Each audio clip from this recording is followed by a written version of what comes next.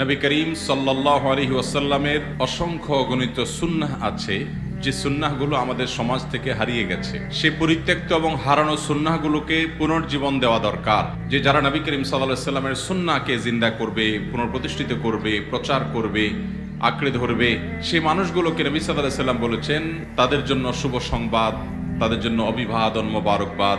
সেরকম 40টি সুন্নাহর সঙ্গে আজকে আমরা পরিচিত হব ইনশাআল্লাহ। এক, রাস্তা থেকে কষ্টদায়ক কোনো কিছু পড়ে থাকতে দেখলে সরিয়ে ফেলা। 2, কোনো খুশির সংবাদ শুনলে সিজদা শুকরিয়া আদায় করা। 3, কোনো ভুল অন্যায় গুনাহ হয়ে গেলে 2 রাকাত সালাতুত তওবা পড়া। 4, কোনো ভুল হয়ে গেলে একটু দান দক্ষিণা করে প্রায়শ্চিত্ত করা, মুখে শুধু তওবা না কিছু দানও করা। 5, কোন একটা মজলিসে বসে আছেন, কোথাও বসে আছেন, বেশি বেশি ঘন ঘন ফাঁকে ফাঁকে ইস্তেগফার পড়া, আস্তাগফিরুল্লাহ ওয়া তাওবা পড়া, পিলাই পড়া। 6, ওসিয়ত লেখার মতো কিছু থাকলে পরিবার পরিজনকে সম্বোধন করে ওসিয়তনামা লিখে রাখা, মৃত্যুর আগে আগে, প্রয়োজনে কদিন পরে আপডেট করবেন। 7, এশার পরে দ্রুততার সাথে তাড়াতাড়ি ঘুমায় পড়া, দেরি না করা। 8, এশার নামাজ একটু বিলম্ব করে পড়া, এশার আগে খানা খেয়ে ফেলা। 9, সম্মানিত 4 মাস জিলকদ, জিলহজ, মুহররম এবং রজব, এই 4 মাসকে সম্মান দেওয়া, অর্থাৎ সম্মান, এই 4 মাসে গুনাহ থেকে বাঁচার বিশেষ চেষ্টা করা, রুটিন ইবাদতগুলোকে বিশেষ গুরুত্বের সাথে করা। 10, মুহররম মাসে নফল রোজা 2-4টা হলো রাখার চেষ্টা করা। 11, বৃষ্টি হলে মাঝে মধ্যে গায়ে একটু বৃষ্টির পানি লাগানো। 12, মসজিদে ঢোকার পর 2 রাকাত নামাজ পড়া, ওযু করার পর 2 রাকাত নামাজ, তাহিয়াতুল ওযু, তাহিয়াতুল মসজিদ পড়া। 13, ব্যবসায়ীরা কোনো কিছু বেচার পরে ফেরত নেওয়া, আল্লাহকে খুশি করার জন্য, এটা সুন্নাহ হারিয়ে যাওয়া। 14, সালাম শুধু পরিচিতদেরকে না দিয়ে বরং পরিচিত দেওয়া, পাশাপাশি অপরিচিত অচেনা মানুষকেও কি দেওয়া, সালাম দেওয়া। 15 নম্বর হলো মিসওয়াক বেশি বেশি করা, অধিক পরিমাণে করা, একটু পর পর মিসওয়াক করতে থাকা। 16 নম্বর হলো আজানের জবাব দেওয়া, মুয়াজ্জিন যে আজান দিবেন সেটার জবাব দিতে থাকা। 17 নম্বর হলো তাহাজ্জুদের নামাজ আদায় করা, মাঝে মধ্যে হলেও ভোর রাতে তাহাজ্জুদের নামাজ অন্তত পড়া। আর ভোর রাতে পড়তে না পারলে এশার পরে হলো 2 রাকাত করে তাহাজ্জুদের নিয়তে পড়ে ফেলবেন, সেটাতেও আপনি সওয়াব পাবেন। 18 নম্বর হলো সালাতুদ দুহা বা চাশতের নামাজ আদায় করা। 19 নম্বর হলো যে কোনো কাজ করবেন পরামর্শ করে করা।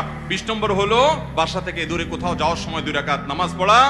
21 নম্বর সুন্নাহ, যেটি আমাদের সমাজ থেকে অনেকটা হারিয়ে গেছে, সেটি হলো আপনার সালাম দেওয়া, বাচ্চাদেরকেও কি দেওয়া, সালাম দেওয়া, ছোট বাচ্চাদেরকেও সালাম দেওয়া। 22 নম্বর সুন্নাহ হলো ইফতার তাড়াতাড়ি করা, সাহারি দেরিতে করা। 23 নম্বর সুন্নাহ হলো দোয়ার মাধ্যমে শেফা গ্রহণ করা, অসুখ বিসুখ হলে কোরআন থেকে দোয়া দ্বারা কি করা, আরোগ্য লাভের চেষ্টা করা।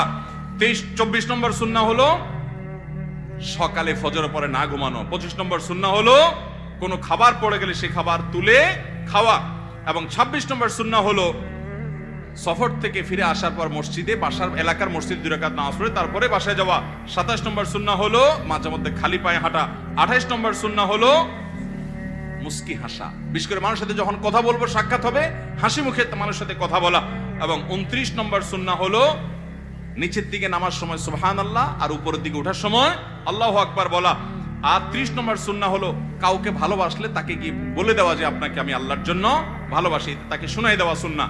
31 নম্বর সুন্নাহ হলো ঘুমানোর সময় ওযু করে ঘুমানো। 32 নম্বর সুন্নাহ হলো কিবলার দিকে থুতু না ফেলানো। 33 নম্বর সুন্নাহ হলো খাওয়ার পরে আঙ্গুল চেটে খাওয়া, প্লেট তো অবশ্যই চেটে খাওয়া। 34 নম্বর সুন্নাত হলো সাহারির সময় খেজুর খাওয়া। আর 35 নম্বর সুন্নাহ হলো পাত্রের বাইরে পানি পান করলে বাহিরে নিঃশ্বাস ফেলা, পাত্রের মধ্যে নিঃশ্বাস না ফেলা। 36 নম্বর সুন্নাহ হলো কোন আশ্চর্যজনক কিছু দেখলে, অভিভূত হলে সুবহানাল্লাহ এবং আল্লাহু আকবার পাঠ করা। 37 নম্বর সুন্নাহ হলো বাচ্চাদেরকে সন্ধ্যার সময় বাসার বাইরে না বের হতে দেওয়া, বিশেষ করে সূর্য ডুবার সময়। এবং 38 নম্বর সুন্নাহ হলো শুক্রবারে রাতে এবং দিনে, অর্থাৎ বৃহস্পতিবার দিবাগত রাত আর শুক্রবার সারাদিন বেশি বেশি দুরূদ পাঠ করা নবীজির প্রতি। 39 নম্বর সুন্নাত হলো পেট পরিপূর্ণ করে না খাওয়া, কিছুটা খালি রেখে তারপরে ওঠা। 40 নম্বর সুন্নাত হলো যা বাচ্চা জন্মগ্রহণ করার পর নবজাতকের কানে, ডান কানে আজান, বাম কানে একামত দেওয়া। এর বাইরে আরো বলেছি চান্দ্র মাসের 13, 14, 15 এই দিনগুলোতে কি করা, রোজা রাখা, আরো সুন্নতের কথা বলেছি। আল্লাহ রাব্বুল আলামিন এই হারানো সুন্নতের সবগুলো সুন্নতকে আমাদেরকে আমল করা, আমাদের পরিবারের মধ্যে প্রতিষ্ঠিত করা, সমাজের মধ্যে প্রতিষ্ঠিত করা, সর্বত্র প্রচার করার তৌফিক দান করুন।